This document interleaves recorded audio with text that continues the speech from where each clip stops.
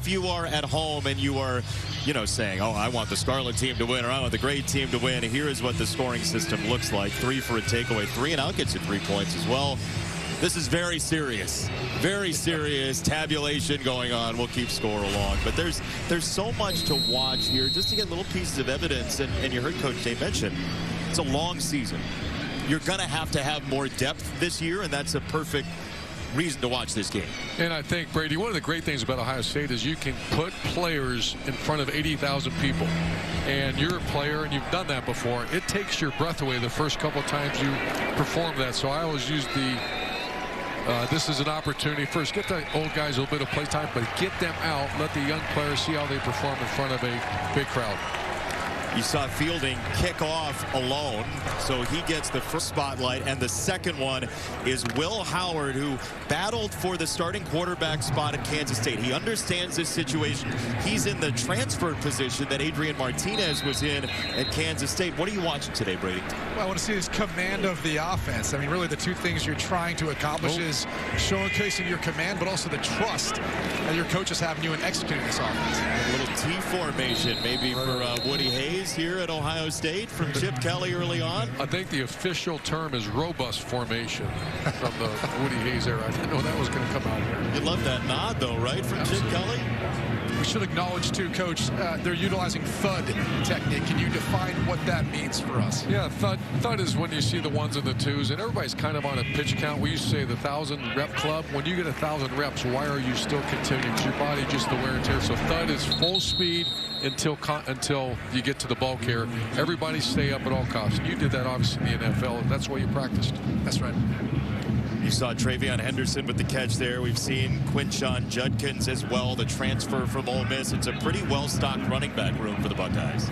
Bounty of riches. I mean, really, when you're talking about quite possibly the best 1-2 punch that there is in college football.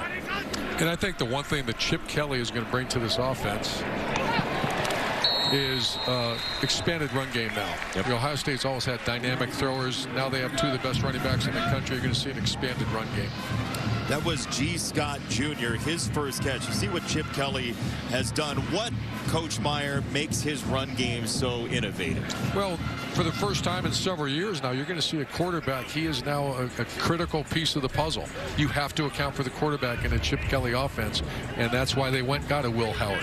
So Will Howard is going to be a perfect fit what Chip Kelly likes to do. One of the most innovative offensive minds in college football. There you see a little end around for Ballard, Joel, for Ibuka. And guys, what's interesting down here, and I'm with Coach, as you're watching these guys, and everyone out here is a veteran, even Will Howard, but what are you looking for Will here? Well, this is his first time in the shoe, first time in the offense, seeing the signals, going through it. He's played a lot of football, but this is his first time in our offense. So, he wants to get a little juice going, have a little fun. I think this is the first time for Buckeye Nation seeing him. So he wants to do a good job with the first drive, take care of the football. Already got the ball to midfield. So let's see what happens here. And there's Q, guys. Quinshon Judkins here, his carry. I'll tell you, I'm excited to see him play this year. Yeah, I mean, he is one of the most used tailbacks the last couple of years at Ole Miss. #1 in carries, 545 wear and tear. He can handle the workload, but I think one of the things that running backs nowadays in college football look for is the opportunity to play, but not have so much wear and tear where you're looked at as a depreciating asset at the next level, at the NFL level. Very business school, a depreciating asset, Brady. Yeah, can I get a dictionary down here? I don't know where Brady's going. It's early, Joel, but I mean, man, look. Hitting us with the depreciating asset here. You got any extra syllables downstairs? How is the weather? How's the wind for the quarterbacks here, Yeah, Joel? it's interesting. That was the talk of pregame, and they had a little 7-on-7 period before we got started here, and the wind is... It's blowing left to right, and actually Chip, that was what he wanted to see most. He wanted to see these quarterbacks throw this ball in the wind and see how they dealt with it. Will Howard's opening drive as a Buckeye. A little pump and go here. Looking for the end zone and incomplete. Caleb Downs was the closest to it, the cornerback, the safety transfer from Alabama. A couple of guys have come here from the Crimson Tide after Nick Saban's retirement. That 30-day window opened up and Ohio State pounced. And Caleb Downs was the best player in the transfer portal this offseason. There has been no one who was more electric last year as a freshman playing that secondary for Alabama. He's a really can do it all as far as the coverage player, fitting down in the box, blitzing, anything you ask him to do, he's capable of. Third down for Will Howard. The pressure did get there, and Buckeye fans, Coach Meyer, are going to hope to see that a lot this year from guys like Jack Sawyer. Yeah, they're returning JT and Jack Sawyer to the top NFL prospects this year as a defensive end, so expect a lot of pressure. And the great thing when you have two defensive ends, because I had Nick Bosa, Joe Bosa, Sam Hubbard, Jalen Holmes, that's some great players, Chase Young. Doesn't make you blitz a lot. Right. You just let the dogs go eat, and that means play the 4-3 defense, let them get wide alignments and go. That's a defensive coordinator's dream, because then you can play good coverage behind it. That's right. You don't have to sacrifice your coverage or potentially any vulnerabilities back there. It's always funny in a spring game, though. You see a sack like that, it gets you excited about the defense, Coach, but what are your thoughts on the offensive line when you see that happen? And 80,000 people want to see the darn ball in the end zone. That's right. Get so upset. Like, let's go, man. Give me the ball. Saying nobody wants to see the punter or Joe McGuire. Not unless you're Iowa. He's just doing his job. Hey, wow, Tory Taylor can't do that. Appearance. You can't do that. I mean, what are we doing? Look, Iowa getting under the bus here early. It's an expanded Big Ten and an expanded Big Ten conversation here at the booth. You know, Coach, what's interesting about that conversation you guys were just having, when you got great defensive ends, that's all well and good. You got to have coverage guys that can take away quick throws, and that's where IGB, Igmanosin, and Denzel Burke on the outside are going to be so important. If they can force quarterbacks to just hold the ball a beat, that's what's going to allow Sawyer and Tuimoloau to have a big year. As you're saying that, there's Lincoln Kienholz on for the second series. So, and there's a botched exchange, two gasps here at Ohio State. So we saw Lincoln Kienholz in the Cotton Bowl in back of Devin Brown. He's the guy that gets the second series here. Yeah, and in that exchange there, you've got a true freshman and James Peoples at running back. And at the quarterback, you've got to do a good job. Make sure you put it in that mesh point and ride it all the way through. To the outside, there is Jeremiah Smith, five-star recruit. Coach, you ask anybody about him in this building, and they gush. The comment was made to me by the GM of Mark Fantoni, who was on my staff and was with me in Florida. He says, you hate to put this kind of pressure on a player this young, as good a first-year player as he's ever seen. Wow. And I repeat, ever. That's a strong word. Yeah, guys, the talk of camp, really, in spring has been Jeremiah Smith. Coach, Jeremiah Smith, what can you tell us about number 4? He's got a chance to be special. He really does. He's very mature for his age. Yeah. You know, physically, the way he runs routes, the way his approach, his discipline, but he's very, very talented. And I think sometimes when you're really talented, you know, you don't have all the discipline or skill because you can really go back in your talent. He's talented, disciplined, and skilled. Well, you've had a few of them here. I mean, my goodness, it's been an embarrassment of riches at the wide receiver position. He seems to be kind of the next one in line. Yeah, we'll see. I mean, what we've seen this spring has been excellent, and you'll get a chance to see it. He's not going to play a ton today. We're going to be careful with him, but he's got a chance to be special. Well, I mean, guys, you've seen some of the clips on social media. Here's another carry for number 4 here. And the twos, when they get out here like this, they are in a live tempo. So we'll get thud from the ones like you discussed, and then we'll get a live tempo here, taking guys to the ground with the twos. Joel, you're down there. You're looking at him. Jeremiah Smith, just in terms of physicality and athleticism, what's your estimation here? He looks like a guy that's a fourth-year senior. You know, like that you come down here, he's he's about 6'3", 6'4", 215, almost 220 pounds. But it's the ease with which he moves, his fluidity. And from what I saw from some practices and then on their practice tape, his ability to adjust and make catches in contested areas for a young player is really second to none. I don't want this to sound like an overstatement talking about Jeremiah Smith, but I live in the South Florida area. I had the chance to go watch him play at Chaminade Madonna, and it really reminded me of a guy who was in my class coming out of high school. LeBron James. Really? That's how dominant he was. That's how so many years ahead of, I think, where most young men are at this age. So I understand what comes along with that statement, but this young man's going to tear up college football, in my opinion. Here's Ryan Day's reaction to when Jeremiah Smith officially signed. Really? Yes. It's real. There's pictures, video.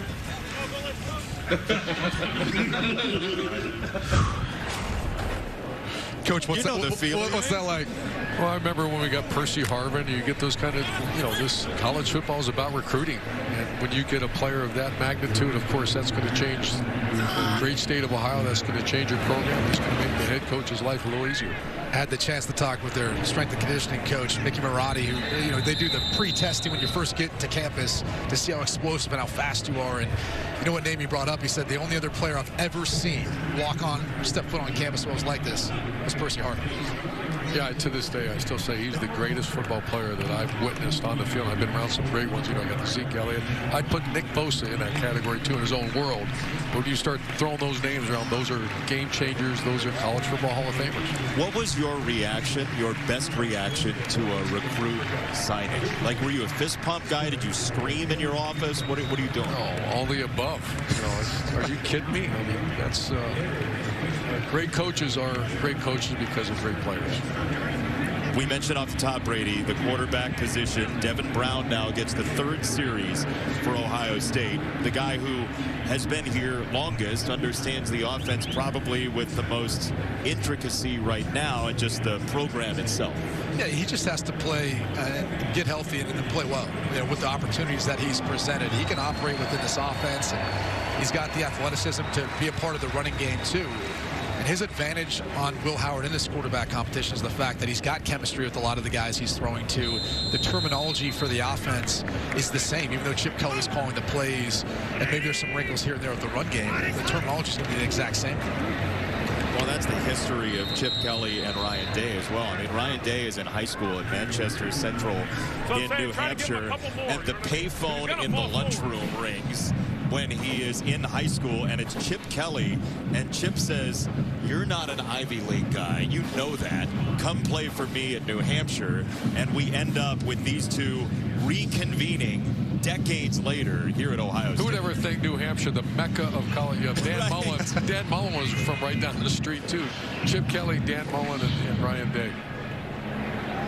It is a history that goes a long way back. So Devin Brown in the offense with some movement downfield here. What are you evaluating, Coach, as you watch quarterbacks in the spring game other than don't get hurt?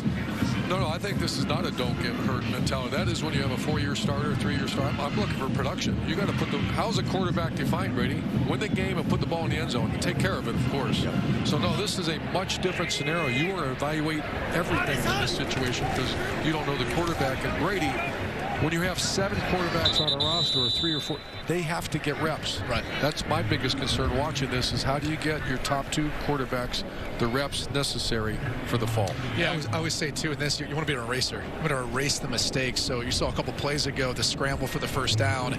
It's those sort of moments, too, where you can continue to move the chains and give yourself a position to go score points and be an eraser for other people's mistakes that also helps elevate you in that quarterback competition. Fellas, I was just going to get with Coach here. Coach, take me into how you evaluate your guys, Will and Devin, in a thud tempo style. What are you looking at? Yeah, it's the same thing. I mean, you're trying to see the decisions that are being made, keep us on schedule, first down. You want to make 4 yards on first down, and then how do they keep things on schedule, and then also how do they convert on third down, And I think right here, that's a big third down pickup. Now we get into the red zone. You want to see how he's going to react down there. You want to see, that he's taking care of the ball, but also just how the offense is moving. Yeah. I think that's really important. And is the ball going where it's supposed to be on time? And I think, you get to late in spring, a lot of times they've seen the same plays over and over again. So, that, it's going to happen, but you can't throw the ball into trouble. And obviously that timing aspect is so important, but also the decision-making, getting that ball out of your hand quickly. Well, that's it. Yeah, you can't take sacks, especially not here in the red zone. You want to get vertical right there. Right there, you pick up about 4 or 5 yards. Wow. Yeah, I spent some time with Mark Pantoni again, the recruiting coordinator or GM of Ohio State, and they say this guy could be tremendous. I mean, he's not physical.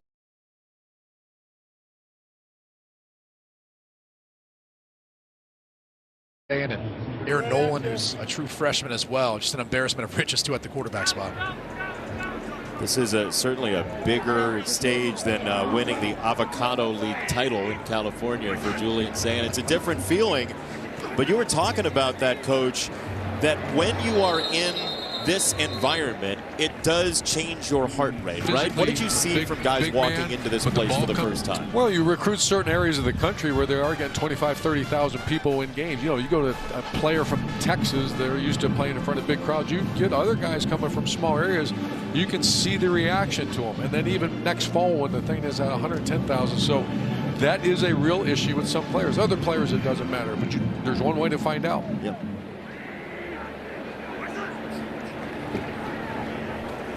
Third down for Sayin, climbing the pocket, and the walls collapse again, Joel. Yeah, they do, Coach. It's interesting, exciting for everyone to get to see Julian Sayin a little bit. What would you think of those last few plays? I thought he did a nice job with the play action, checking the ball down. We got off schedule because, you know, we didn't block the slot receiver.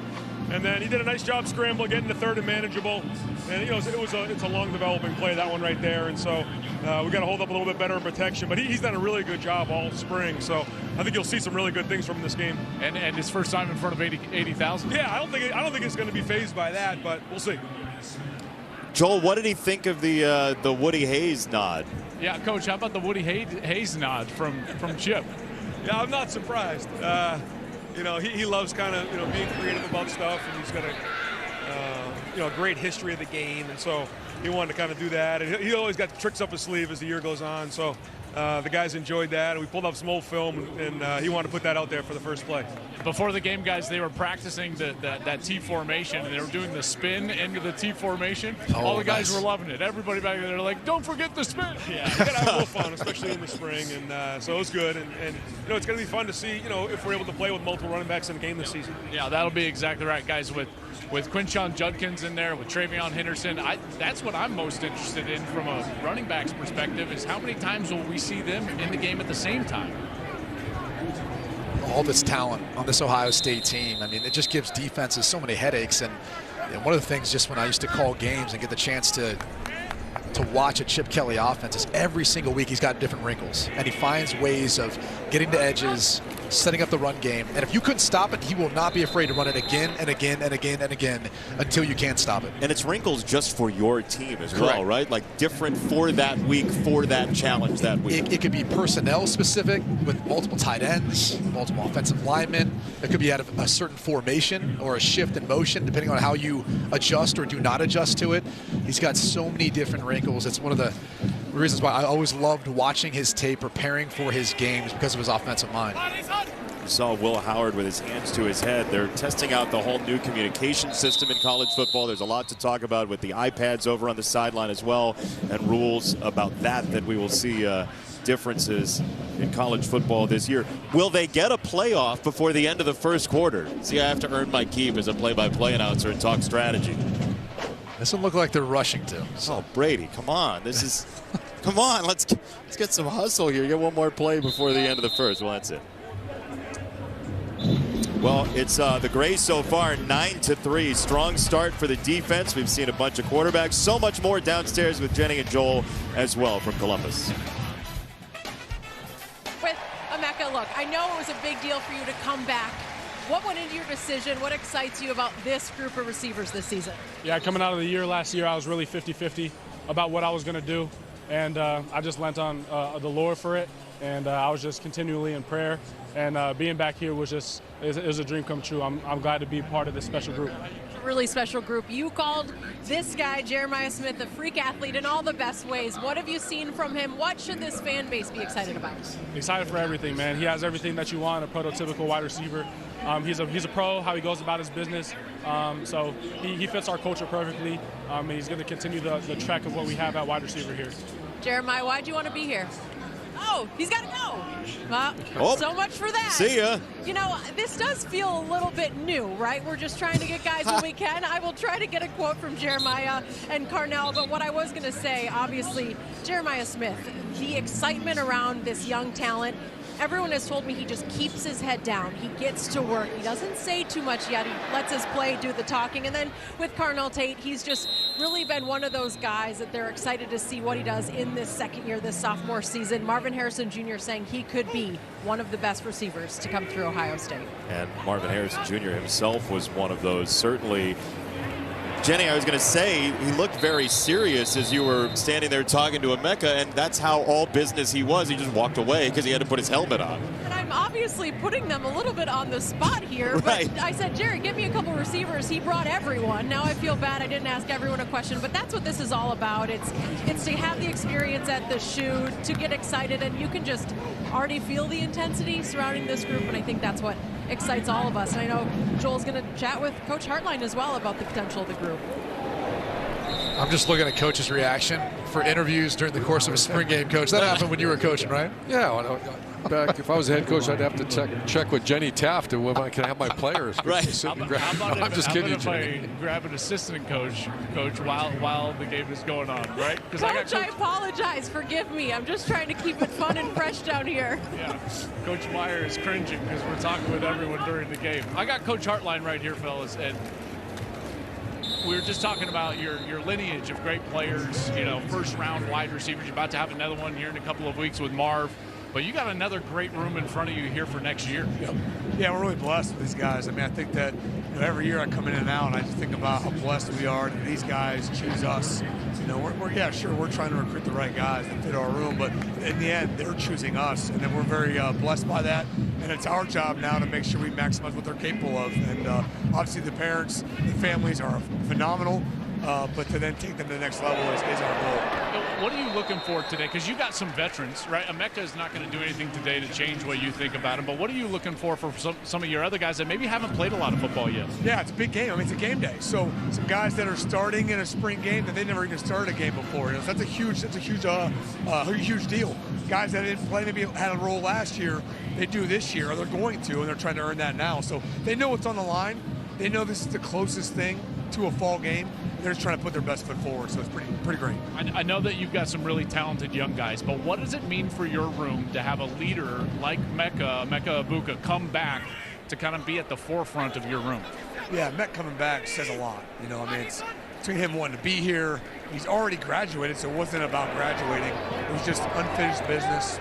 He wanted to lead this group. He wanted to be his room, and it just says a lot about the room, coaching, the culture in the locker room, and really a lot about him and his family. So we're blessed to have him back. He's excited to lead this room, and with his leadership, we'll be all right. Appreciate your time, man. Yeah, thank you very much.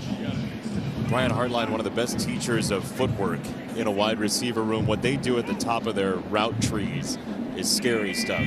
That's what allowed him to be an NFL caliber wide receiver too, is all the little things, how detailed he was, and he shares that and brings that to the way he coaches up these young men, and you can see why they're so special.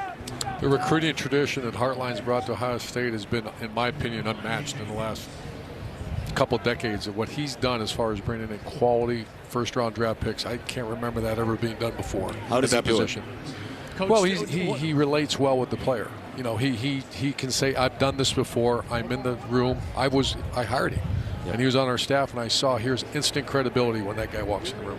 Coach, what does it mean to have the veteran as well? Because, you know, starting all the way back with, you know, Terry McLaurin and KJ Hill and those guys, Harris, those guys, it just kind of, there was old guy after old guy after old guy. Chris Olave, then you know, Garrett Wilson, then Marvin, then, you know, Olave, all these different guys. What does it mean to have that leadership lineage as well to a room? I think that's any room, but especially the receiver room, because that's you have to become an unselfish player receiver to have an offense run. The minute receiving crews become selfish, you see offenses go in reverse, Brady, because they quit blocking on the perimeter, run game goes sideways, and they become selfish players about getting the ball. And that becomes, every young player is selfish.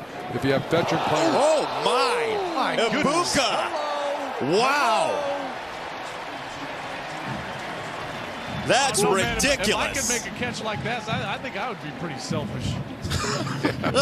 Joel, you can your step leader. up there, quarterback, if you got receivers that make catches like that, right? Well, listen, from field level, from down here, that ball was looks like a ridiculous. borderline throwaway. And then he goes up like that one-handed. What a remarkable. How about, hey, Coach, how about Meck with that one? Yeah, that was a good catch. Meck dealt with a high ankle sprain the majority of last year, so you really didn't get a chance to see the real Meck all season. You know, he was a 1,000-yard receiver the year before. It's going to be great to have him back for another year. Now he's basically like an old beard. He's like, See this? Watch this right here. Watch this. Oh. Well, we got to get the ball to him sooner. Jermaine Matthews said no thank Give him you. a chance on any 50-50 ball. It's not 50-50. I mean, he just got to get the ball out sooner. basically, if he's single covered, throw it to him. Just throw it to him.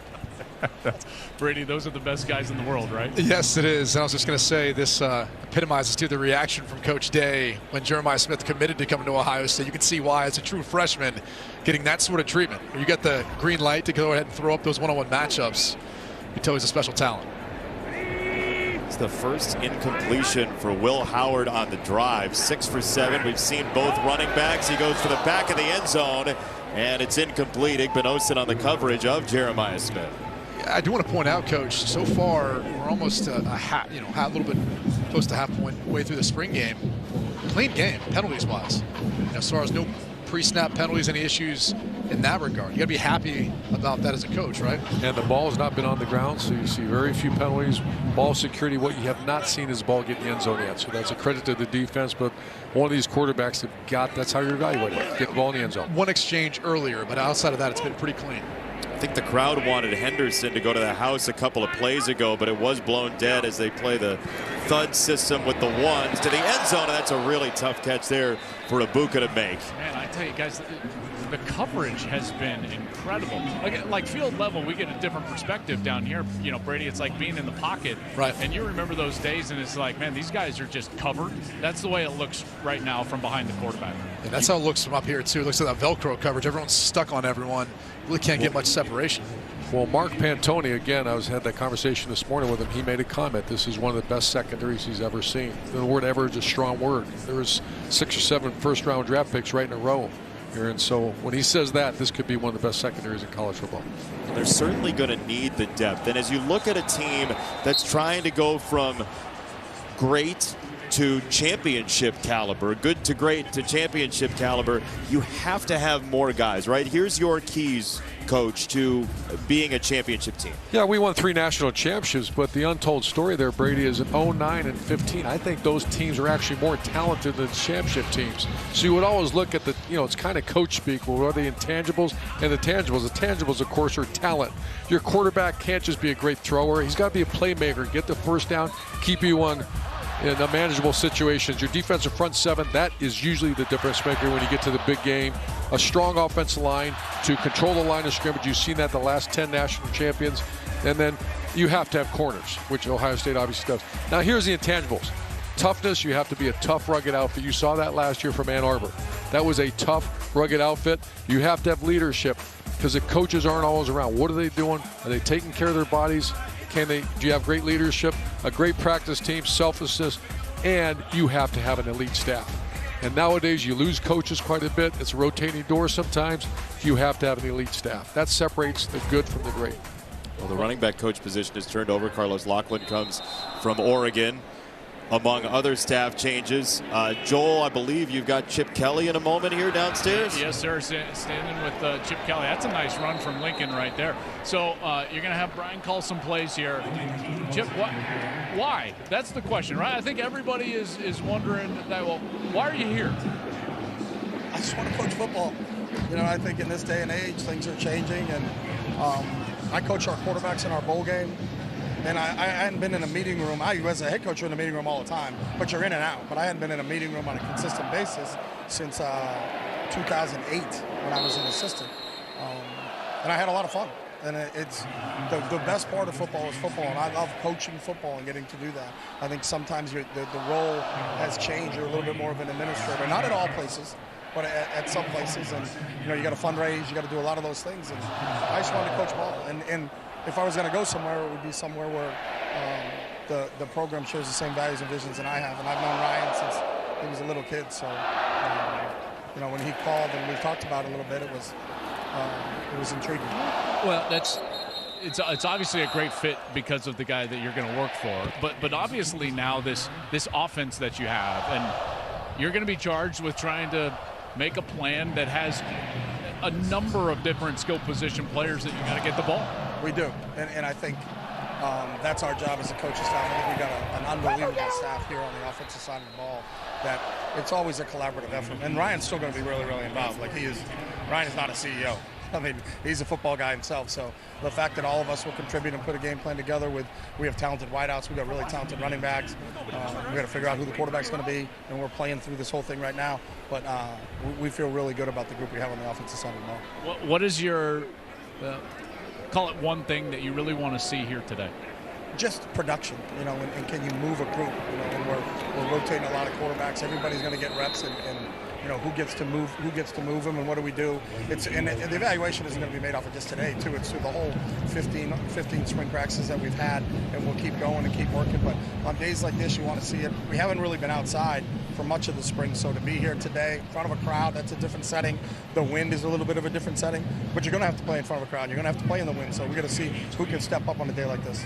How was it when your former pupil ran over here and he started barking calls? He said, no more of that play. I was good with that. That play wasn't working. That was a good call by him. There we go. Good decision by his former quarterback, fellas. Joel, thank you. That interception for Calvin Simpson Hunt of Waxahachie, Texas, to add to the Gray lead. So you heard Ryan Day and Chip Kelly talk about their relationship. That's from way back in the day. Ryan was his quarterback coach, assistant at a couple of spots, including the Philadelphia Eagles, and he went with him to the 49ers as well. And Chip's little boy's all grown up. Yeah. Here. Coach, I'd love to go back to the conversation, though, just about what it takes for a head coach now in college football. We've seen so much change over the course of the last few years. Is it evolved into a point where you now have to be that CEO? You're not going to be in meeting rooms quite as much and digging into the film and around the players as much as you used to be? I think there's 2 points there. Number one is that is all true. You have to be a full-time recruiter, and now it sounds like to me Ryan's calling people raising money for this NIL and collective. But what also has changed, too, is the complexity of the game. To be a play caller now, that's a full-time job. That's an 8 to 10 hour a day job when you're getting ready. It wasn't that way.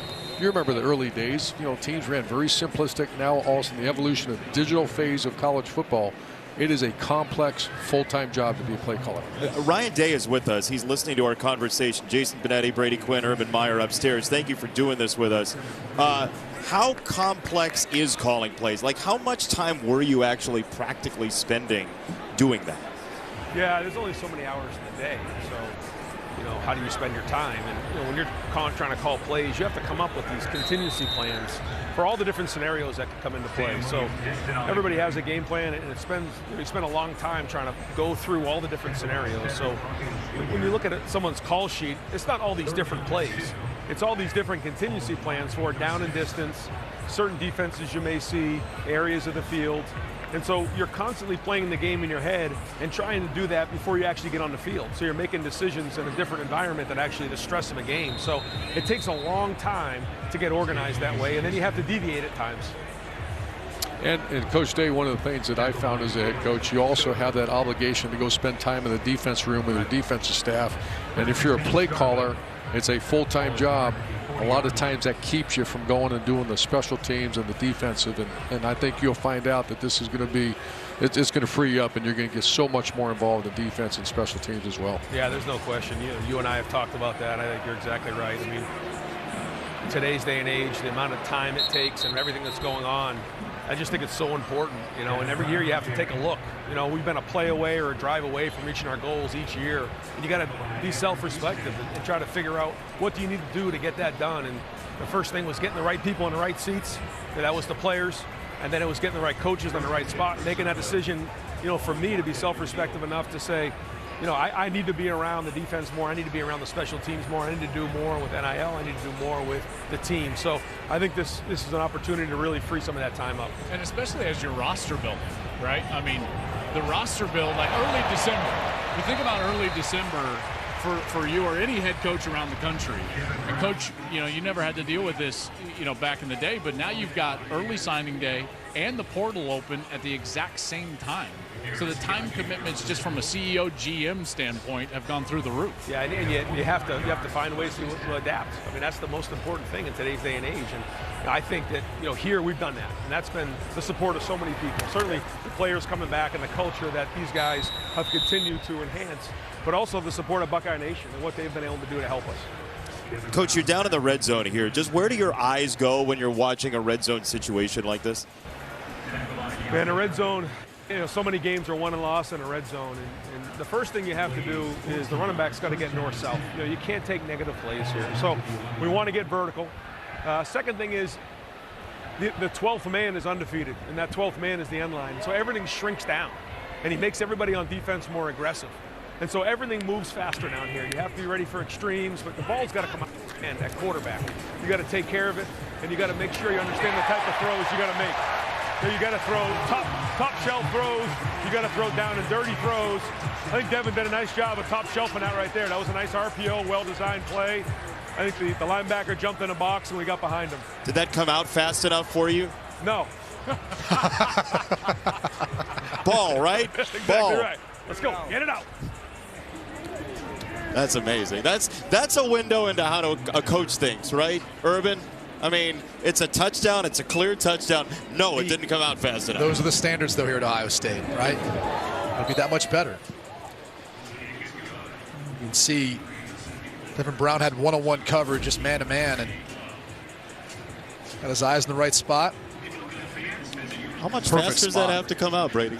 Maybe a tick, like the coaches would say. It's tough to police these guys, but Schramm with a nice catch in the back of the end zone. And once again, that was an RPO, as you heard Coach Day said. That means that's a run first. He was reading, I think he was reading the walkout defender there. He triggered and threw the ball over his head.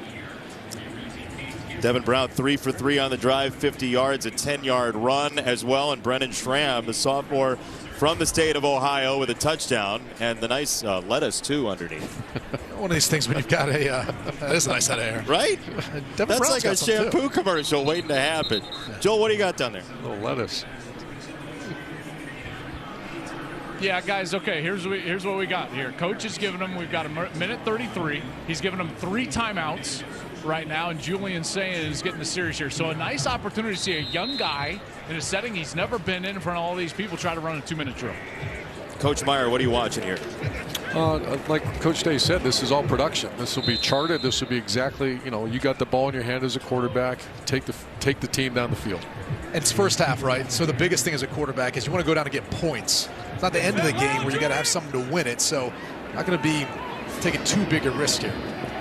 James Peoples, a couple of touches. He will get out of bounds situationally to set up a 3rd down and short. That was Simpson Hunt with the tackle who had the pick earlier. But this is a 5-star recruit, Julian Sayin, who makes an even more interesting quarterback room out of this thing. And the quarterback position, as important and even more important than any other position on the field, is about repetition and opportunities in situations like this. These are priceless situations for a quarterback. Hard run for Peoples and a 1st down right through Mitchell Melton. Clock stop there with the 1st down. See, this is what you see Coach Day. He has not been this active all day long, and now he is in it, talking to Julian, telling him little coaching points, wanting Julian to make sure he understands the situation. Get the 1st down, hand the ball off, get the ball out quickly. So a lot of coaching going on right now. Joel, how important is this for a young quarterback just to have these reps in this building? Listen, it's invaluable because normally as a quarterback, and Brady, I think you would echo this, you don't get to come out here and play in front of this many people until the Bullets are live, and so this is an invaluable opportunity. And just think about the situation, Joel and Brady, is Ohio State's big win last year at Notre Dame was what? 2-minute drill. Yep. They failed against a team up north. The big talent-equated games come usually down to this. Yeah, and obviously your execution, your understanding of what you're trying to accomplish in each drive is a huge piece of that. And Julian saying, you get to a spot here now where it's 3rd down.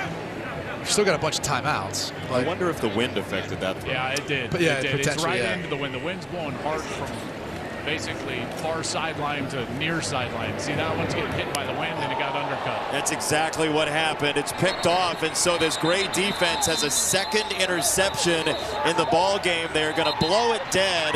Jalen McLean doesn't care, though. He's going to the house because he wants to. That whole side doesn't care. Look at him. All the great team down there. And that was one where the wind might have knocked down a little bit, but it's just a tad late, too. And that's something, again, you're accustomed to seeing if it's a freshman out there, new offense. It's going in the gray yearbook. There you go. Here's the thing is young quarterbacks. You don't understand the speed. Ball's got to be out. Because practice, even to a spring game, the speed changes. And you can get away with those underthrows. You can get away with just using your arm, even into the wind when you're in high school, and even sometimes in practice, because, you know, it doesn't ultimately matter in practice. But when you get in there and you finally feel a full rush, you got people in the stands, and you understand now that you got to get in there and you got to rip it on time. Those are all learning experiences. And the good thing for Julian is it's a mistake in a spring game. It's not in a real game, and he's a young player. It's still learning. So a little different as compared to if it was Will Howard, Devin Brown, when those guys make those sorts of mistakes. And it's something he's going to learn as time moves on, but you can't be late with an out-breaking route. That's where when you're late with getting the ball out to the right spot on time is going to impact you the most. Especially to the wide side, Brady. Yep. But he's going to have to sit with that, right? He doesn't have a ton of experiences here at Ohio State, so that's his knowledge of what he did in this game. And now Jupe Mitchell with the catch a moment ago, that for Patrick Gerd, and Lincoln Kienholz trying to drive him down under a minute. That's also good for him to practice having a short-term memory, right? Yep. Even though that might be one of the things that sticks out, you got to improve upon. It's also something that you can't hang on. He's going to get a lot of reps here in the second half. That's a good check down right there. I know it doesn't look like it, but we can get close to the first. Now you got to get going. There's a timeout right there. Joel loves checkdowns, by the way. I do. Let me tell you a quick story about checkdowns. I'm in camp with the Detroit Lions. Mike Martz is the offensive coordinator, right? Yeah. And I come from the school, protect the ball, check the ball down at all costs. So we're practicing at camp. And he's got a kind of an 8 route he's got that's designed to go over the safety, and there's 2 safeties back, and I'm like, oh man, I don't like it. Looks kind of cloudy. I check it down, feel real good about myself. I came back behind the play, you know, with the quarterbacks and the coaches, and I'm feeling good about myself. And Mike Martz is looking at me like I'm the dumbest guy in America. And I was like, Coach, like, what'd you think? And he was like, if that safety was any good, he'd be a corner, throw the post. I was like, okay, well then, here we go. Wow. So good. Oh, that's great. Goodness gracious. All right, 2nd and 3 here. They've used a timeout, 24 seconds. Should be the final drive of this first half. As this goes to David Adolph, his second catch in the last couple of minutes. Here's what I like about what Lincoln's done so far. You know, standing right here behind him, his eyes are going to the correct spot right away, which is always his easiest and quickest throw. And once he has that, he either takes it or he's immediately to the check down, which in a 2-minute drill, you know, you're 20 seconds right now. He's got to understand the worst thing that he can do is take a sack. Yep. So the ball's got to get out of his hand. Couple thoughts here too. When you get the wide side of the field, usually if you're taking a shot to the end zone, that's where you're looking. If you want to get the ball to the sideline quick, you typically like to work to the boundary side. Got a little pressure. Here's why, right? So you're down here, the ball's at the 20-yard. It was right there. You've got a, what is that, a 39-yard field goal that you can kick. You're going to make that. You take the sack.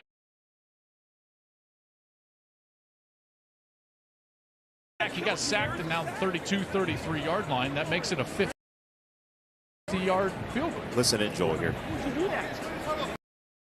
Don't do that. Come on, man. Understand the situation. God dang it. Now what? Hey, What do we got? Coach Kelly. Right. Coach, we were just talking about that right before he took the sack. That's just the one thing that you just can't do. You got to have a plan. Just no awareness of the situation. Just disappointing. But let's see what happens here.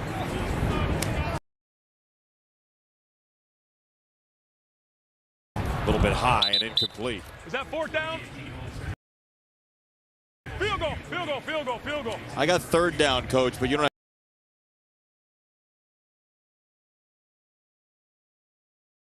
have to tell. It's his show.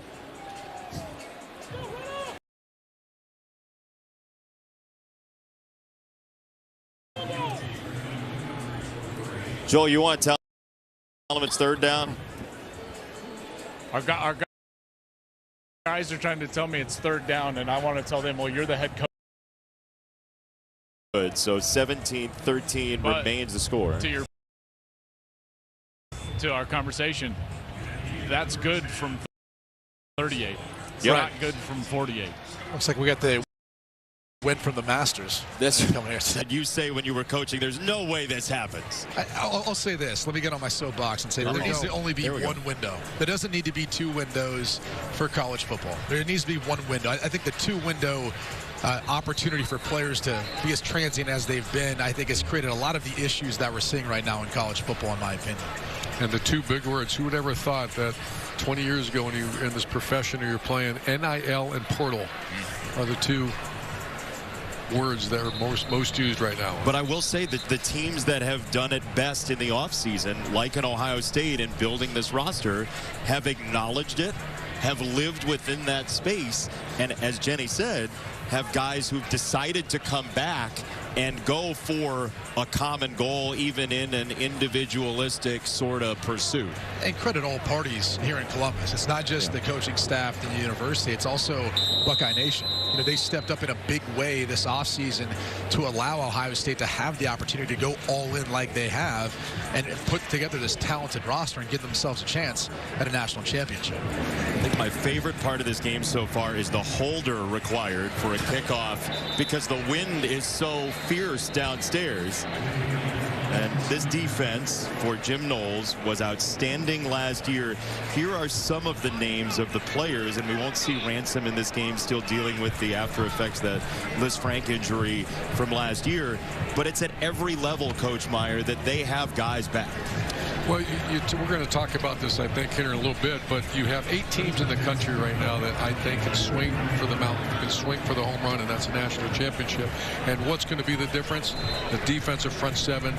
The majority of the times when you have beasts on that front 7, which Ohio State does, you're in every game and you have a chance to win it all. Joel, from field level, how salty is this defense? It's very good. In fact, that was the whole discussion. I went back with the team in the locker room, and in the halftime, you know, the defense is on one side, offense is on the other. And the defensive side, there was a lot of talk about, hey, let's just continue to do what we do, make our checks, make our adjustments. On the offensive side, it was a little more salty, I can tell you that, in terms of their lack of production so far in the first half. But from field level, guys, here's the thing that stands out to me.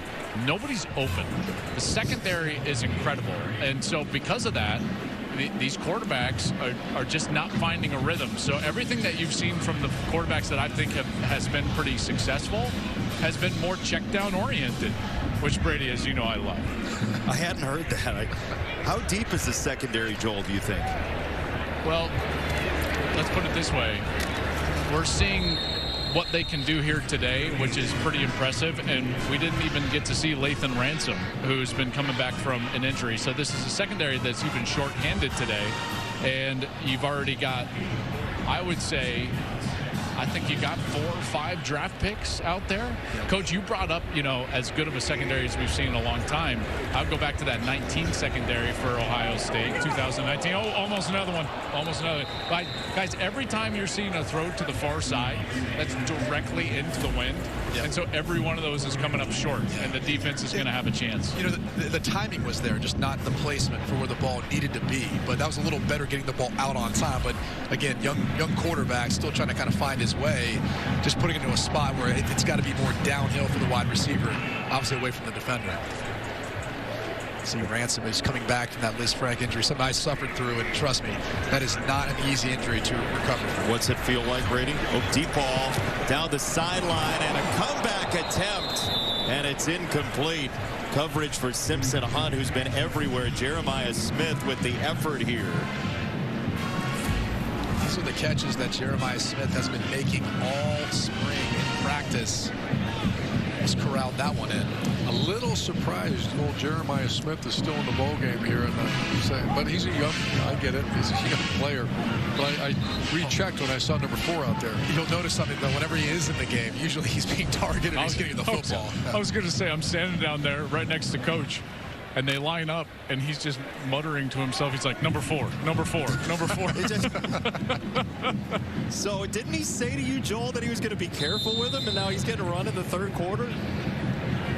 Yeah, but, you know, I think what you're seeing, and Brady just alluded to it, you know, you haven't seen him make that catch or get that rhythm, and maybe that's why they're trying to establish and have these young guys find some success rather than shutting it down on what they would say is a day where they didn't get it done. I think they just handed the ball off to Will Howard. No, this is Maggs. This is our guy. That was Mason Maggs, number 16. That's right. Dublin, Ohio's finest. Dublin Coffin, baby. Yeah, there we go. I thought you'd get to that before I did. You're close.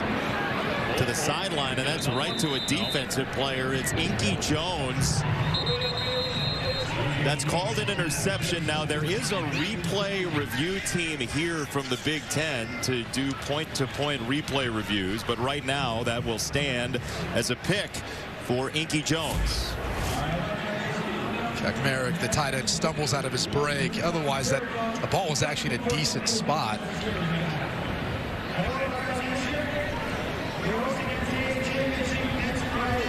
You going to challenge that, Coach Meyer? If I'm Coach D, I'm just looking at the clock. Let's get this bad boy going. Well, okay, stay healthy, get these guys. And that's in what the you think. offseason. That's what you think about your starters. There's no doubt. There's no doubt, Coach. What you're expressing is correct. However, you start thinking about a potential of a 16-17 game season, and depth is going to be vital. What you're about to see in the next 40 minutes in this second half is what the depth of the Ohio State Buckeyes is going to be. These guys that you're seeing, someone's going to have to go play in a big moment. So that's why these snaps are important over the course of the next, 2 quarters here in a spring game, is that you're establishing who can you rely on in the fall when you need it most, maybe in November, maybe against the team up north, maybe in a playoff game. Some of these guys are going to have to step in and play. With a transfer portal, you never know where you're all of a sudden, again, having a guy go from being a few plays away to 1 play away, and then all of a sudden thrust it in as your starter at quarterback. That's why these reps right now for Julian Saying are incredibly important for the depth at the quarterback position here at Ohio State, but also bouncing back from the earlier interception to see how he battles through that adversity. Yeah. You know, the other thing, Joel and Brady, is that I was at Oregon 2 days ago, and they had yellow, green, and white teams. They weren't saying first, second, third string because they were worried about losing guys. I guess the line of demarcation is going to be April 30th. That means the portal closes, and that's your team. Right. And it's an amazing, it used to be January, I think, 13th or 8th, or players could declare for the NFL draft. Now, what does your team look like? You don't know until April 30th. And a lot of that is getting these guys playing time and making decisions and giving them opportunities. Well, so the portal opens, Coach, Tuesday is what you're talking about. That's April 16th, and then 30th it closes. And I have not talked to a coach around the country, and fortunate enough, guys, as you know, we get to talk to a lot of them, that is not absolutely paranoid, panicked about the transfer portal period. That's what college football has become. We basically have 2 different sections of free agency in our sport now, and I think it's a big reason why Chip Kelly is standing over there calling plays. I thought what he said to you, Joel, is going to be like a bumper sticker on other coaches' cars. He said, I want to coach football. Yeah.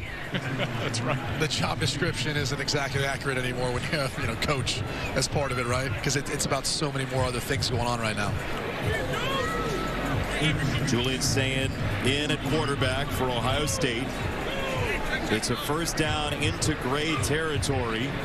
But again, with the length of this season, we're talking about a national championship game on January the 20th, Joel. So not only we're talking 16, 17 games, you got to keep people healthy for just a longer period of time as well.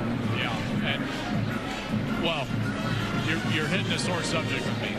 That's too long, first of all. The fact that we shut it down after the regular season and have a transfer period and a signing day, and then we try to play more football is wild. And I think that should be changed.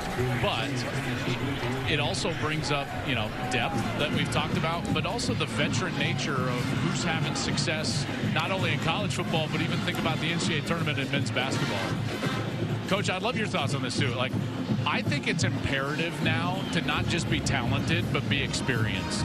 And I think we saw that a year ago with Michigan, with all those guys coming back, for a common goal, and they were able to get it done, and they won the national championship. And in a lot of ways, this team reminds me of that. And as Coach Meyer shudders right now as I'm comparing them, but this team with all these guys coming back, they have veteran depth. And I really think that's what it's going to end up taking here in the next few years to win national championships. Well, you brought up in our production meeting, you brought up the University of Connecticut basketball team. And you get experienced players as opposed to first-year players. It's obvious, but it's a tremendous advantage to have an experienced team. You saw it in Ann Arbor, like we just discussed.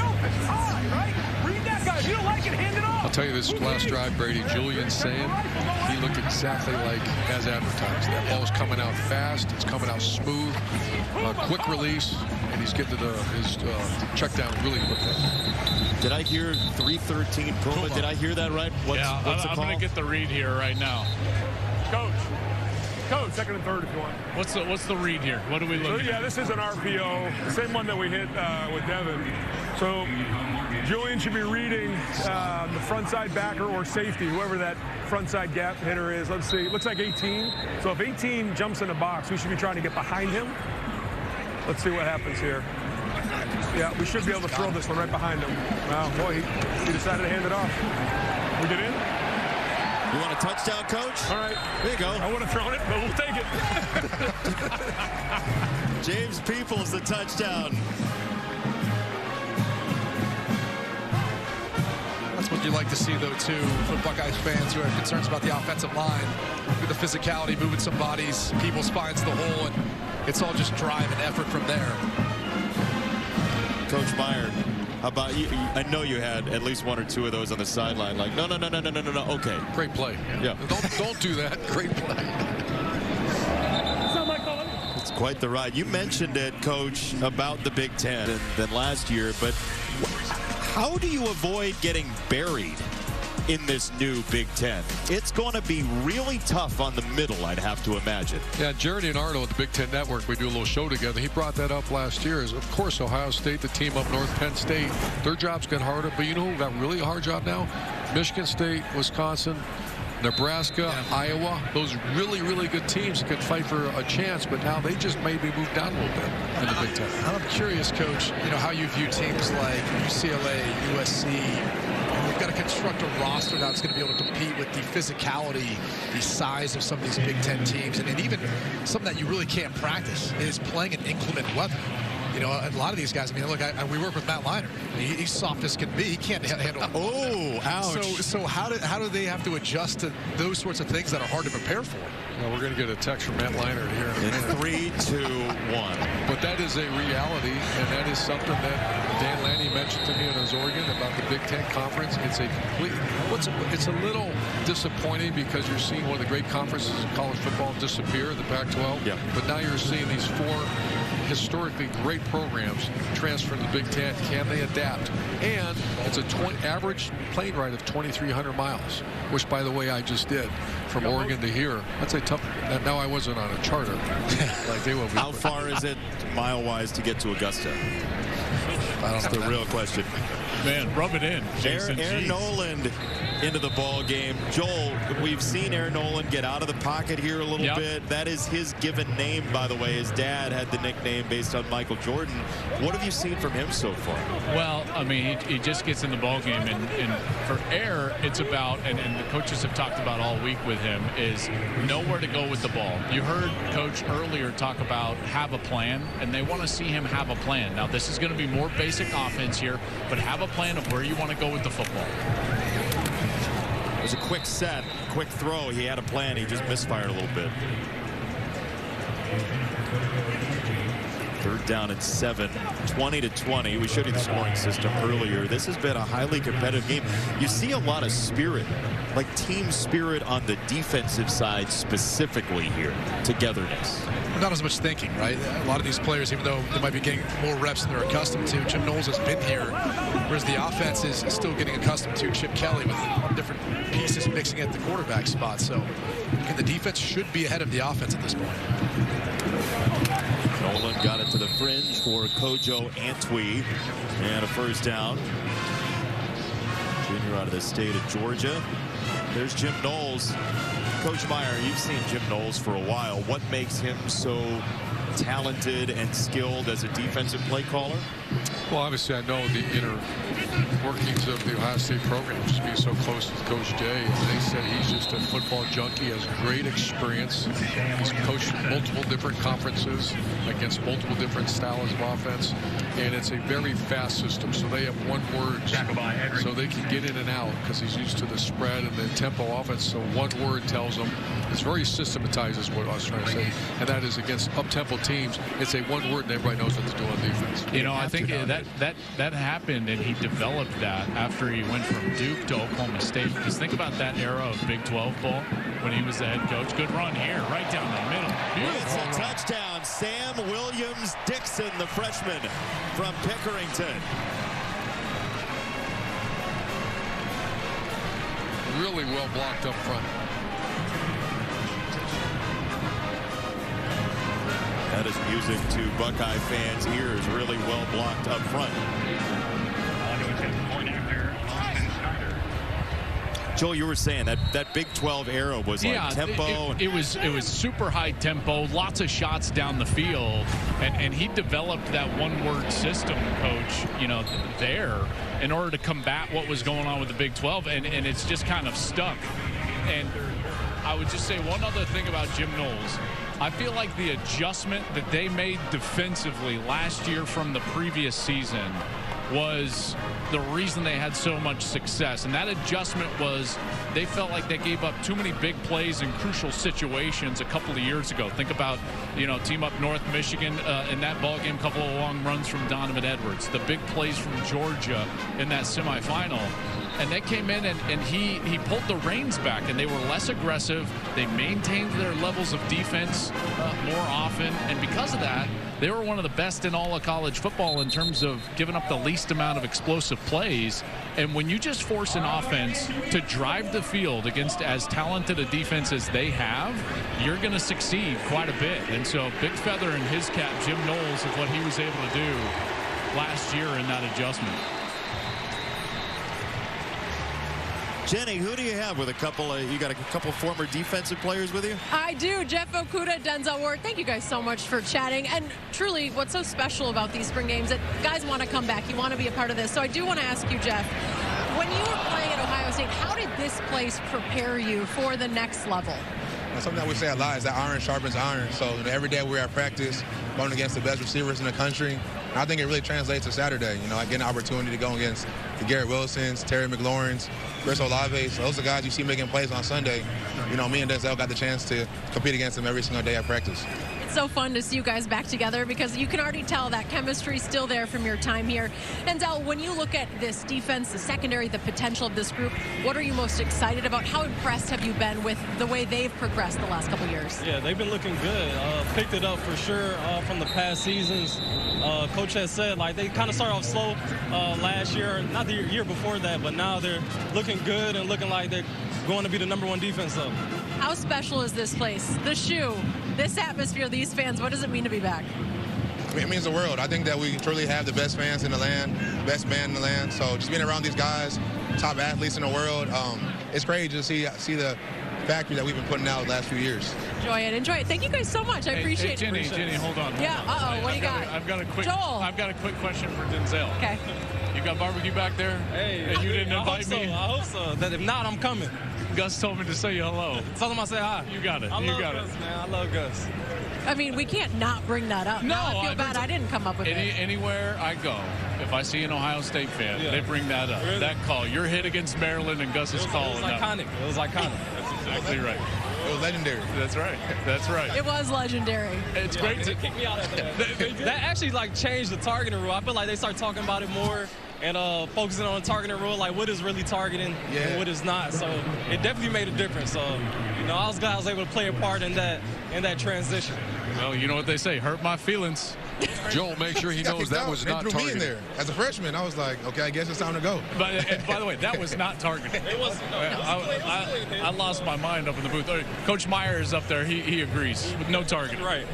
It was bad. Like I said, it kicked me out five plays into the game, but Jeff came in ready to play, though. The youngster got his work. I was surprised, but I had to be ready. I love it. Guys, great to see you. Thank you guys so much. Appreciate it. I love the memories, man. College football, no matter what this turns into, it's all memories in the end. For Sam Williams-Dixon, who's going to remember this day for a while, you have to imagine. Those DBs are two of the best. And that's one of the things here is we talked about the coverage. Ohio State has the most first-round picks, both wide receivers and defensive backs in any program in college football history. So see just a small window there into the lineage.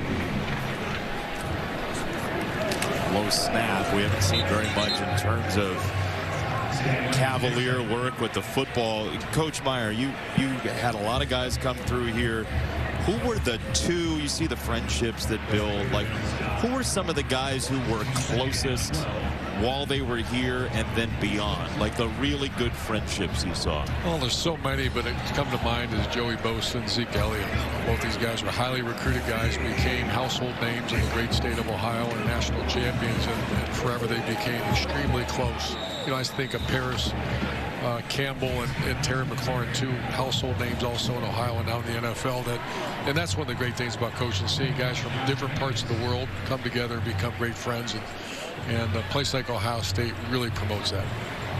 See Mason Maggs getting a couple carries, a wide receiver to start his high school career. He then became a quarterback and getting the run there to set up a 3rd down and 5.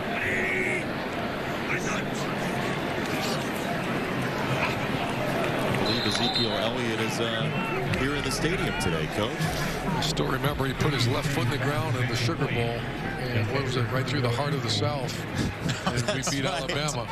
And Zeke Elliott, from that day forward, his life changed. Because remember the 3-game run he went on? Yes. 250, 250, 250 against Wisconsin, Alabama, and Oregon. For the national championship. I don't want to make you rank the running backs you've had. Oh, but you're going to. You're going to. We have time, Coach. Well, top of the heap has got to be Zeke, and then J.K. Dobbins, and Carlos. Oh my gosh, we've got so many great players.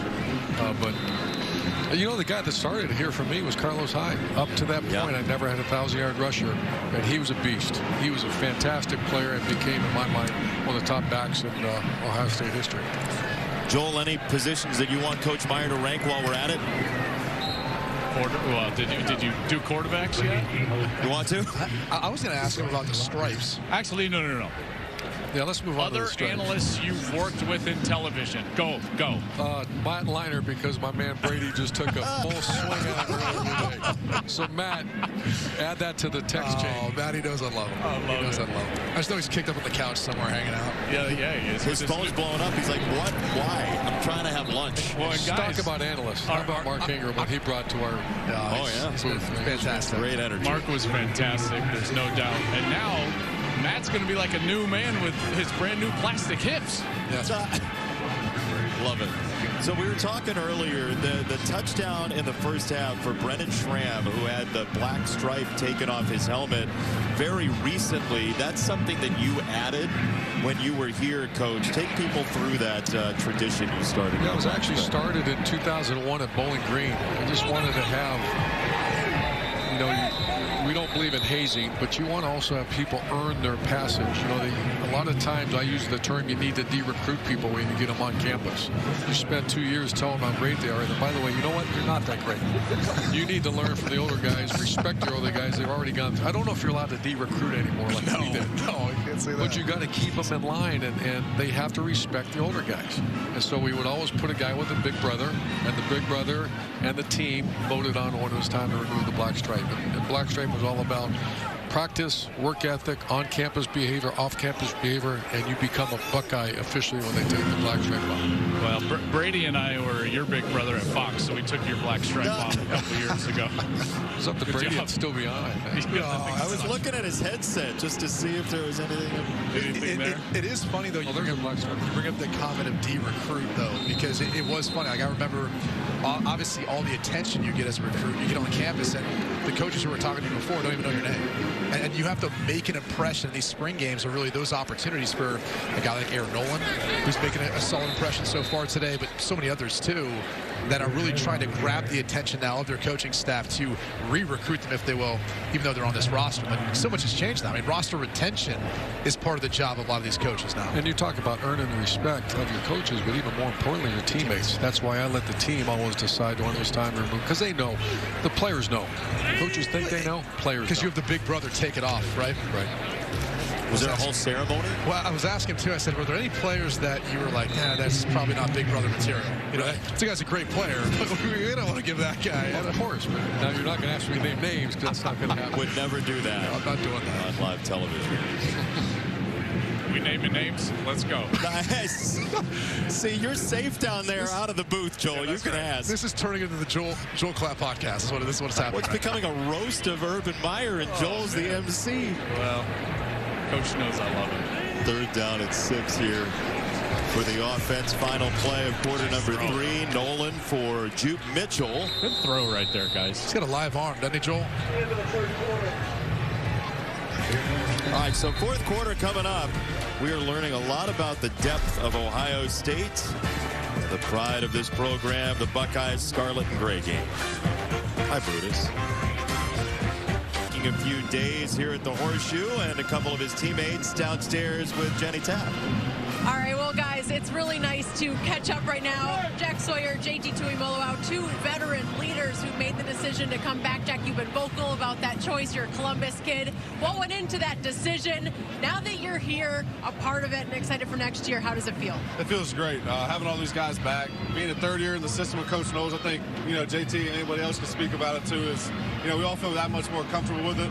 We're all excited to go chase after what we came here to accomplish this year and hopefully get it done. I think that's a great point. And JT, I do want to ask you about how comfortable this group is with Coach Knowles. He's no longer the new guy. Obviously, your defense has been playing so well under him. What is it like playing for Coach Knowles? What does he bring to this mix? I think you said it, comfortable and confident.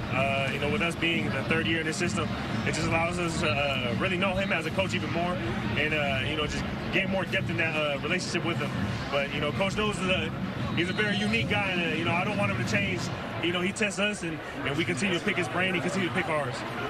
Jason, I hear you got a question for these guys? Yeah, I just want you to ask Jack, because he mentioned being in year 3. Question for you. What does he think he knows in year 3 that he didn't in year 2? Like, where's the progression going to be? So this question came from guys upstairs, right? What have you learned in year 3 in terms of the progression, just your development right now in year 3 going into it? You know, I just feel confident. I trust in my abilities. I think the first couple of seasons were kind of not what I really expected, and just kept trusting God and kept putting each day in, kept going to work, and just trusting my abilities to go out there and play confident. Any other questions from the guys upstairs? No, we're all good. We'll all good? see if we can talk to Jim Knowles here in a little bit. We're going to talk to Jim Knowles. What do we need to ask him? Anything? Ask him once he put in his coffee. He gets coffee like every single day. Why he wears his shoes and just steps on the heels and doesn't put his foot actually in the shoe. That's the hard-hitting journalism I'm going to get to, guys. Jason, back to you. Those are 2 weirdest and best questions I've ever heard players say about their coordinator. Fascinating. You know, we offered Jack Sawyer as a freshman from 15 minutes from here. That's how dominant a player. That was back in the Bosa era. We saw the Bosa type ability. What did you see? Like when you were watching tape and watching him in person, what did you see? I see the same thing you see. First of all, great family, great person, but absolutely relentless at everything he does. And I'm a huge fan of Jack Sawyer. And Pickerington North is a great program, too, here in the Columbus area. You see Sam Williams-Dixon, who's been shown out today at the running back position. Yeah, he's had a great day so far. Broke free for a touchdown.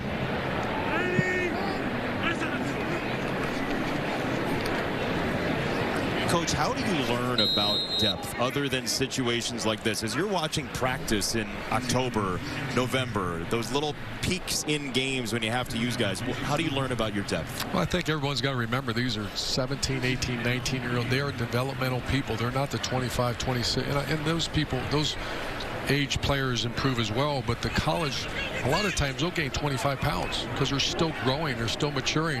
So you'll see a Mike Thomas all of a sudden grow up one day like, wait a minute, that's Mike Thomas now.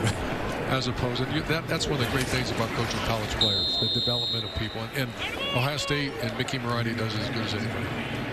Joel, this expanded college football playoff, we've talked about it, right? You're going to have to win something like 16 games at 12 teams. So there's just going to have to be more depth, but also you might think about calling plays differently over the course of the season, right? I think so. It depends on the depth at certain positions. You know, I know Coach Day talked about they feel like they're going to have the ability to run the quarterback a little bit because they're so deep at quarterback with the competition. Nice throw. Good breakup right there. Got a flag. It's Deontay Griffin, and the first penalty of the game comes in quarter number 4. Pass interference. Defense number 43. 15-yard penalty. Automatic first down. Guys, I'm here with defensive coordinator Jim Knowles, and Coach, I know they're driving here, but overall you got to be pretty pleased with the way your defense has played.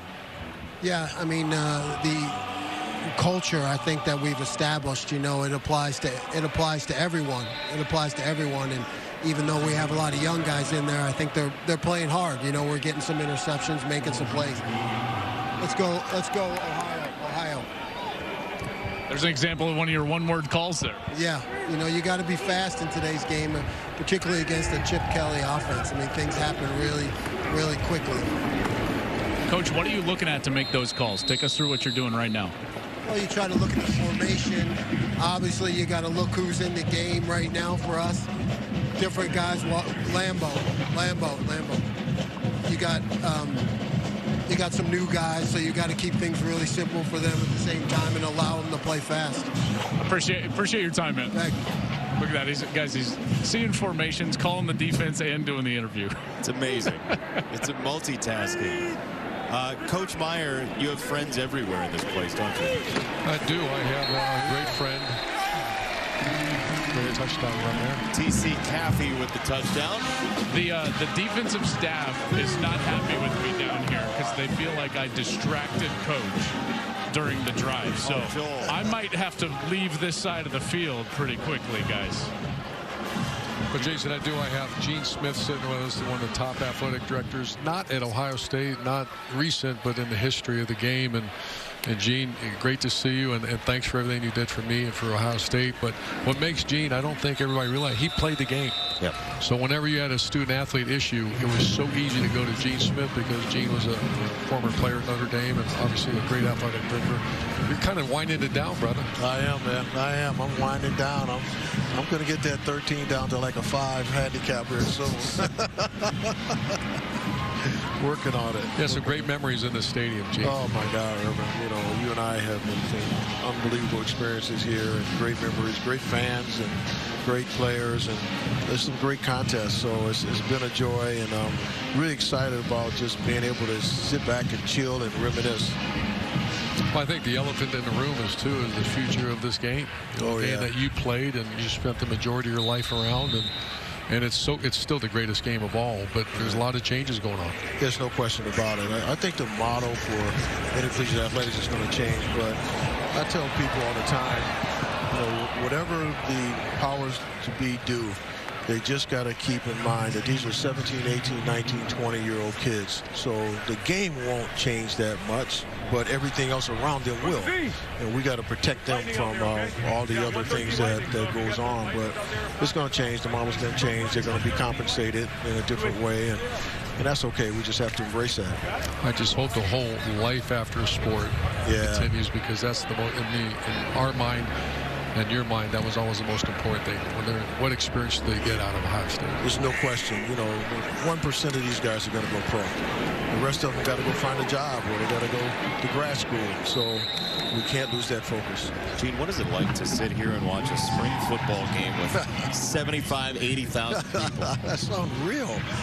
We were worried about the weather a little bit. So fortunately, this morning we woke up and the sun was out and a little breezy, a little chilly, but Buckeye fans, they'll come out on that, and they did today. And so for have this type of support for a practice, it's kind of amazing. If I would have asked you when Coach Meyer was coaching here, hey, can we talk to players? Can we interview Coach during the game? Exactly. Is it possible that we could maybe set up a red zone? What would he have said, Gene? Well, I know exactly what he would have said. If you guys really wanted to do it, I probably would have had like a 10-hour meeting with him in his office, and the lights would have gone on and off. One quick Gene Smith story about, so Nike came in every year, and they would always say, okay, tell us about the uniforms, and they bring in these beautiful black uniforms. Ohio State traditionalists, no chance. Yeah. And I'm not real interested, and I'm looking over at Gene, and they put this beautiful black jersey up, and Gene and I make eye contact, and we're like, oh my gosh, is that beautiful? Yeah. And I said, I love tradition, but I love recruiting even better. Yeah, that's exactly right. That's awesome. I love those uniforms. Those were the best. Well, Gene, an absolute pleasure to have you. It's a pleasure. I really appreciate it. Appreciate everything that you guys do. Appreciate you broadcasting this game. I think this is going to be a unique opportunity and experience for our fans all across the country moving forward. So thank you so much. Thank you. Thanks for what you did for Ohio State, Gene. Oh, no problem. Thank you. I'm going to give Brady back his headset. We've had enough of Brady for the day. That was awesome. Nice drop in from Gene Smith. Fantastic.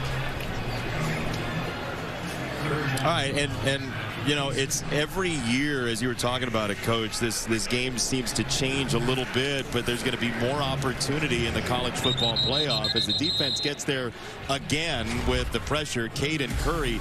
Here is the format. In case you haven't heard, the 5 highest-ranked conference champions get an auto bid. Top 4 get a bye, and then it's a home game on campus or a designated site chosen by that host team. What do you all make of this format, Coach? Well, first, I think it's great. The fans wanted it.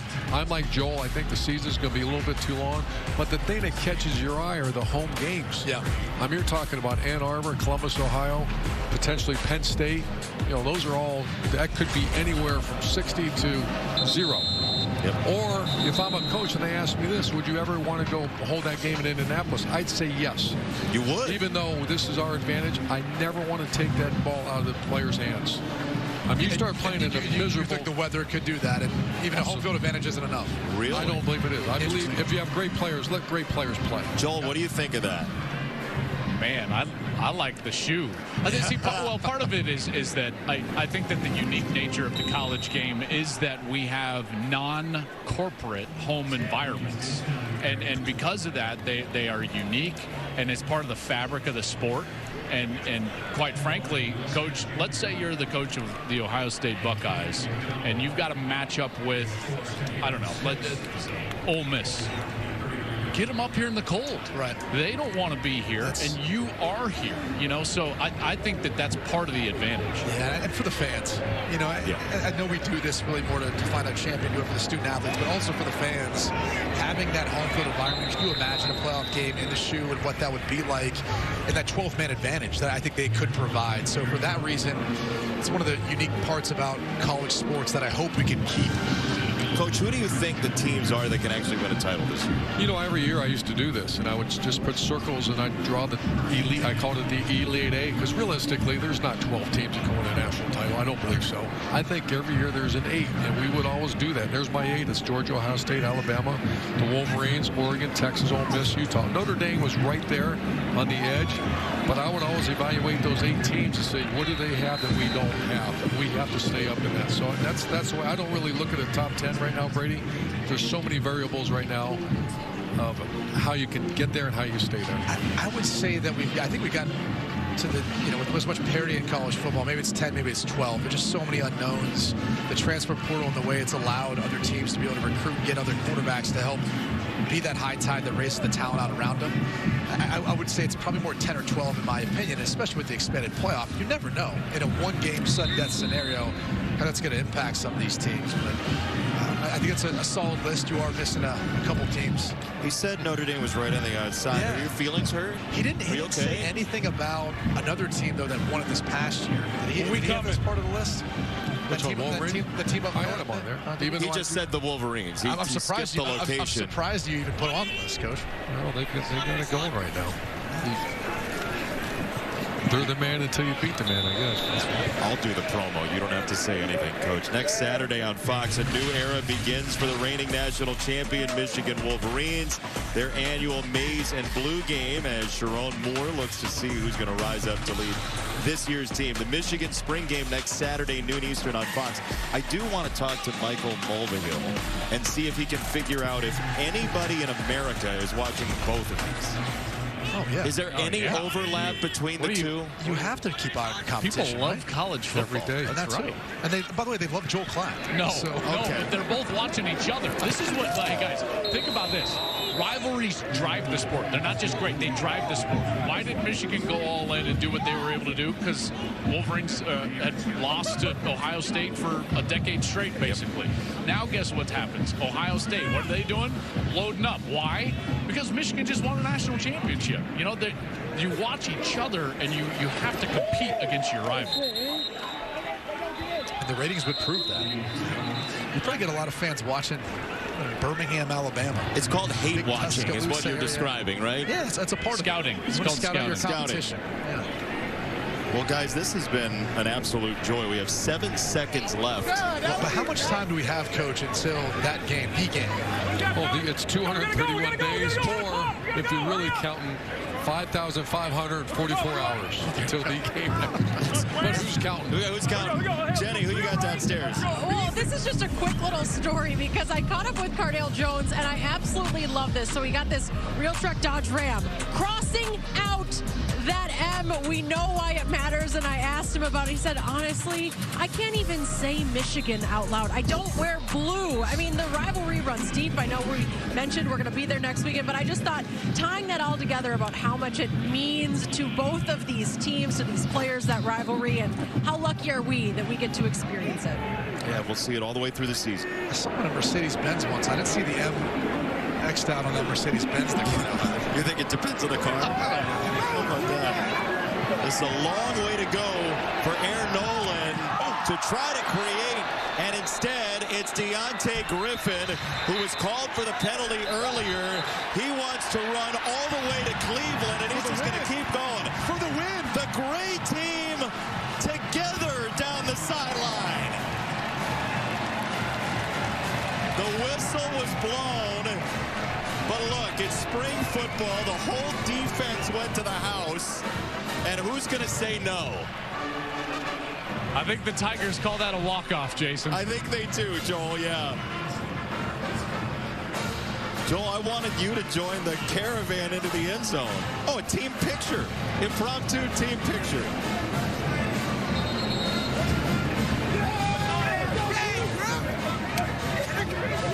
How can you not love college football? வீட்டில் ஒரு lorry தொலைச்சிட்டு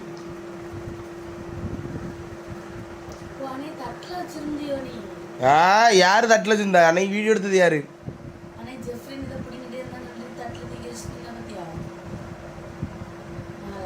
ஆமா இருக்கு அங்கதான் இருக்கும் நானா இது ஒரு 3 நிமிஷம் வரட்டு மேலே நடந்து போகிறேன் கரெக்டாக இருக்கும். 5 நிமிஷம் ஆகும். அந்த 2 நிமிஷம் மேலே போய் எடுக்கிற மாதிரி இப்படி போயிட்டு எடுத்துகிட்டு வந்துடுறேன். அவன் அங்கே தான் இருக்கும். வச்ச இடத்துல தானே இருக்கும்.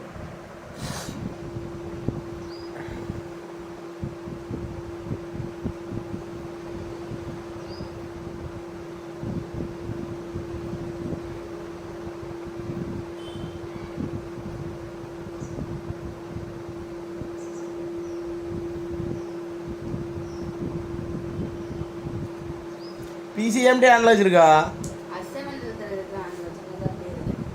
பிசி உள்ள எவ்வளோ அழுக்கணுமோ பாத்தியா? இதெல்லாம் கடத்திட்டு நடக்க முடியாது. கண்ணாடி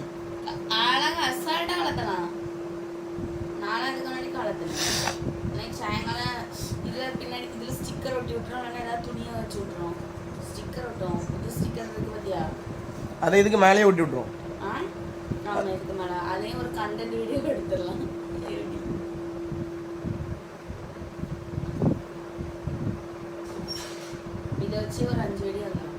ரெண்டு ஃபோன் எடுத்தோம்னா 10 வீடியோ வந்துடும். 2 ஃபோன் எடுத்தோம்னா 10 வீடியோ வந்துடும். இப்போ ஒரு 10 வீடியோ எடுத்துடலாம். ஃபிஷ் வாஷிங், ஃபிஷ் கறி, பவர் கவுண்டருக்கு, அப்படியே ஒரு 20 வீடியோ வந்துட்டுன்னு வச்சுக்க. ஜெஃப் வச்சு ஒரு 10 எடுத்துடலாம். நீ அவர்கிட்ட டக்குன்னு 6,000 வாங்கி டக்குன்னு கையில் வந்துரு. என் அப்படி ஒரு வந்துடும். எப்படி பாபி ஃபோன் எடுக்கிறது வரைக்குமா அப்படி பண்ணிடி. நான் உன்ட்ட என்ன சொன்னேன்? சரி ஏதோ மயிறு பண்ணுறோம். உண்மையா சரிம்மா விடுமா.